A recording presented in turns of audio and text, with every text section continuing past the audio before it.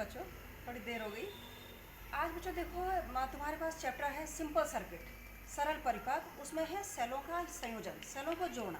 जैसे तुम टॉर्च लेते हो ना कि एक सेल लगा है तो कम लाइट आती है, ज़्यादा लाइट चाहिए तो तुम्हें दो या दो से ज़्यादा सेल लगाने पड़ेंगे। अब उन सेलों को जब जोड़ा जाता है तो उनके जोड़ने के भी 3 नियम हैं। या तो आप श्रेणी क्रम में जोड़िए इन सीरीज, या आप समांतर क्रम में जोड़िए इन पैरेलल, और या आप मिश्रित क्रम में जोड़िए इन ग्रुपिंग, मिक्सिंग द ग्रुप। आप देखो, सबसे पहला डेरिवेशन, इसमें बहुत बड़ा डेरिवेशन है। पहला है सेलों का सहयोग श्रेणी क्रम। श्रेणी क्रम मतलब तुम्हें मालूम है, हमने जिसको लाइट देनी है, जहाँ करंट पास करनी है, उसका प्रतिरोध आर है। चाहे ये बल्ब है, चाहे ये फ्रिज है, जो भी, ठीक है। हमारे पास जो सेल है उसका विद्युत वाहक बल ईएमएफ कितना है, ई है, और हर सेल का इंटरनल रेजिस्टेंस आर है। सेल का विद्युत वाहक बल ई और उसका आंतरिक प्रतिरोध आर। दूसरे सेल का विद्युत वाहक बल ई, आंतरिक प्रतिरोध आर। तीसरे सेल का विद्युत वाहक बल ई और ईएमएफ और उसका इंटरनल रेजिस्टेंस आर। और इन सेलों को हमने इस तरह से जोड़ा है कि सबका ये बड़ा वाली लाइन है ना, पॉजिटिव, उसका नेगेटिव दूसरे के पॉजिटिव से, दूसरे का नेगेटिव तीसरे के पॉजिटिव से, फिर नेगेटिव। इस तरह से इस आर वाले सर्किट में धारा बह रही है। तो इस तरह से जब हम जोड़ते हैं बच्चों, सेलों को इस तरह से कंबाइन करते हैं तो उसे हम कहते हैं श्रेणी क्रम या सीरीज। अब हमने देखो, माना सेल का विद्युत वाहक बल ई है, उसका आंतरिक प्रतिरोध हर एक का आर है, और उससे आर प्रतिरोध में धारा, आर रेजिस्टेंस में धारा हम आई देते हैं, ठीक है। आप देखो, एक सेल में बहने वाली धारा कितनी होती है? एक सेल से बहने वाली धारा आई बराबर, जैसे V अपॉन आर होता है तो आई, यहाँ विद्युत वाहक बल क्या है, E अपॉन आर। लेकिन उसका आंतरिक प्रतिरोध भी है तो E upon R plus R. ये वन सेल से बहने वाली धारा हो जाएगी, एक सेल से, ठीक है, इतनी होती है। ये जनरल मैंने बताया। अब यहाँ पे कितने सेल लगे हुए हैं? पहला, दूसरा, तीसरा, चौथा, तो 4 ही हो गए। माना ई करके हमने n सेल जोड़े हैं, डॉट डॉट है, n नंबर ऑफ सेल है, ठीक है। तो उनका विद्युत वाहक बल क्या हो गया? इसलिए परिपथ में धारा, उस सर्किट में वो कितनी धारा देगा? परिपथ में धारा यानी करंट बच्चों, I बराबर हो जाएगा E, एक का E, दूसरे का 2E, तीसरे का 3E, और N का कितना हो जाएगा? NE। तो टोटल विद्युत वाहक बल upon R plus R, R तो है ही जिसमें जाना है, स्मॉल r, एक का R, दूसरे का R, तीसरे का R, N का NR। अब इतनी धारा देगा।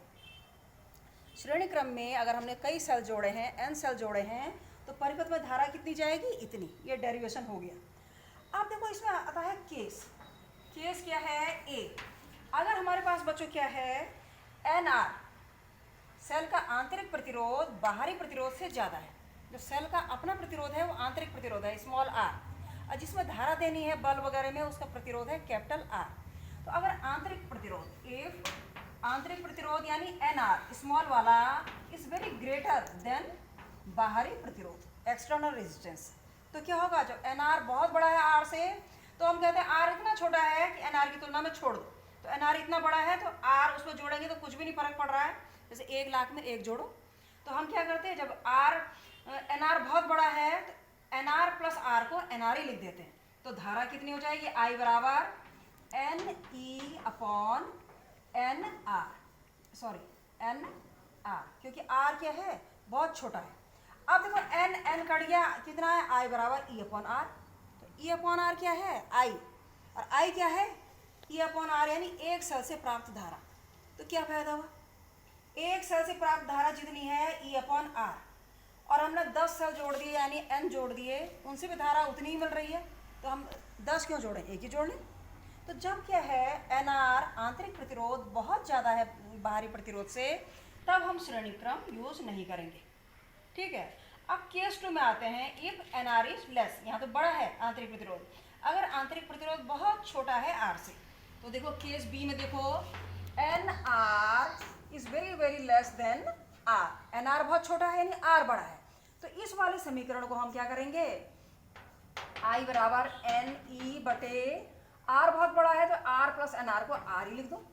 अब देखो, E अपॉन R क्या है? एक सेल से प्राप्त धारा। हमने N सेल जोड़े, N 10 हो, 20 हो, 30 हो, तो एक सेल से प्राप्त धारा का N गुना धारा मिल रही है हमें, तो धारा ज़्यादा मिल रही है, तो ये फायदेमंद है। इसका मतलब श्रेणी क्रम में, इन सीरीज में we will combine the cell when the internal resistance is very very less than external resistance.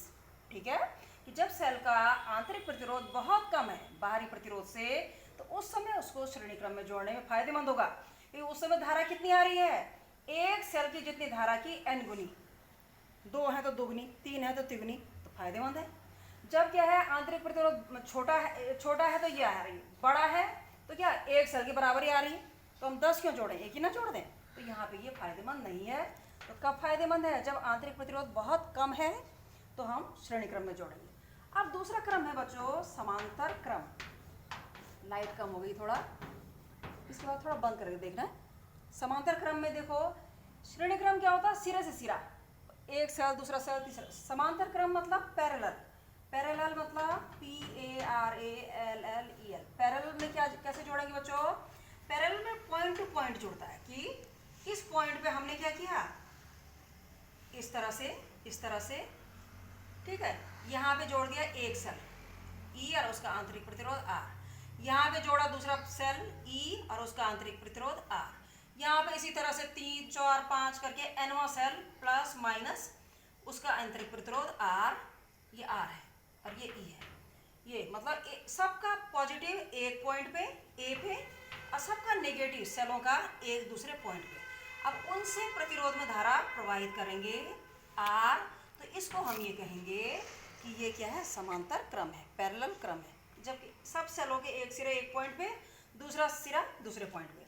अब दो बिंदुओं के बीच विभवांतर सेम होता है, तो दो बिंदुओं के बीच विद्युत वाहक बल भी सेम होगा, तो इनके बीच में टोटल विद्युत वाहक बल EMF इलेक्ट्रोमोटिव फोर्स कितना होगा, E होगा, दो बिंदुओं के बीच में उतना ही होगा।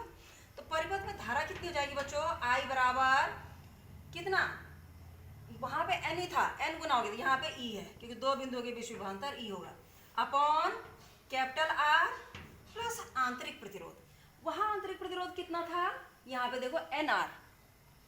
सेल प्रतिरोधों को जब बच्चों श्रेणी क्रम में जोड़ते हैं तो कैसे जुड़ता है, टोटल कितना होता है, R1 plus R2 plus R3 ऐसे जुड़ता है।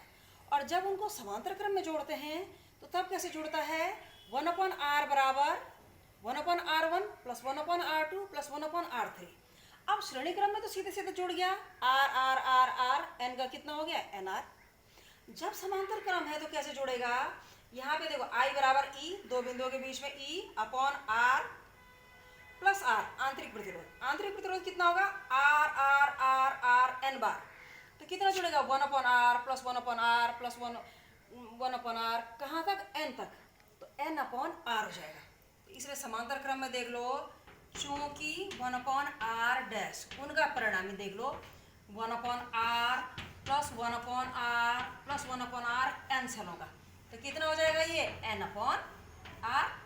1/R डैश है बराबर n/R, तो परिणामी R डैश, इसको उल्टा कर देंगे, बराबर R/n।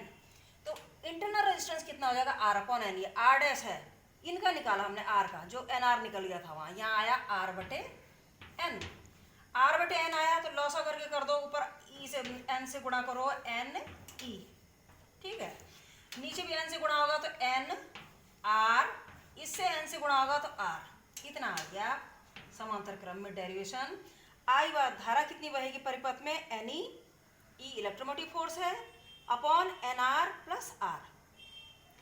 अब देखो यहाँ पे क्या था, जब आंतरिक प्रतिरोध बहुत बड़ा है R से, अगर यहाँ पे आंतरिक प्रतिरोध बहुत बड़ा है, अगर R उसी केस में बहुत बड़ा है R से, तो R बहुत बड़ा है तो क्या हो जाएगा, इस पूरे को हम R ही ले लेंगे, है ना, इस पूरे को R ही ले, आ रहा है ना समझ में। तो I बराबर कितना हो जाएगा, यहाँ पे जब आंतरिक प्रतिरोध small r is very greater than capital R, तो स्मॉल r बहुत बड़ा है, तो स्मॉल r में बहुत कम जोड़ा तो स्मॉल ही r रहा, समझो ना के बराबर जोड़ा, तो कितना हो जाएगा, NE/R, NE/R, यानी एक सेल से प्राप्त धारा E/R उसका n गुना। तो ये फायदेमंद है, कब, समांतर क्रम में कब जोड़ेंगे, जब आंतरिक प्रतिरोध बाहरी प्रतिरोध से बहुत ज़्यादा है, तो धारा कितनी होगी, जो एक सेल से प्राप्त धारा है उसकी n गुनी, यानी ज़्यादा है, दो में दोगुनी, 3 में तिगुनी, n में n गुनी, तो यहाँ n गुनी धारा मिल रही है, ज़्यादा धारा मिल रही है, तो ये फायदेमंद है। समांतर क्रम में, पैरेलल क्रम में कब जोड़ेंगे? व्हेन आंतरिक प्रतिरोध बाहरी प्रतिरोध से ज़्यादा है। अगर आंतरिक प्रतिरोध कम होता, जैसे यहाँ पे है आंतरिक प्रतिरोध कम हुआ तो हमने जोड़ा था। आंतरिक प्रतिरोध कम होता तो बच्चों क्या होता? आंतरिक प्रतिरोध कम होता, इसको ना के बराबर लेते, एनआर लेते, तो N E upon N R में एन एन कैंसिल हो जाता, ई अपॉन आर, मतलब एक सेल से प्राप्त धारा और 10 सेल से भी उतनी आ रही है और एक सेल से भी उतनी आ रही है, तो फायदेमंद नहीं है ना। तो हमने क्या किया, श्रेणी क्रम में जोड़ने के लिए हम क्या करेंगे बच्चों कि जब internal resistance is very very less than external resistance, we will join the cell in series, ठीक है। when the internal resistance is very very greater than external resistance, then we will apply the we will add the all the cell in parallel, है ना। जब R बहुत बड़ा है तो R हो गया तो N गुनी धारा मिल रही। हाँ बच्चों, अब इंडिपेंडेंस डे भी है, बहुत रात भी हो गई, मैं देखती हूँ दूसरा बनता है तो ठीक है। Wish you very very happy independence day. हर तरह से इंडिपेंडेंट बनो, एक्सटर्नल बिहेवियर की अपेक्षा इंटरनल बिहेवियर में, और हर चीज़ मेंटली भी इंडिपेंडेंट रहोगे। अपनी सोच, अपनी एक यूनिक सोच होनी चाहिए आपकी, क्योंकि आप क्या हैं, इस देश के फ्यूचर हैं और आखिरकार ये बागडोर आप ही के हाथ में जानी है। Thank you.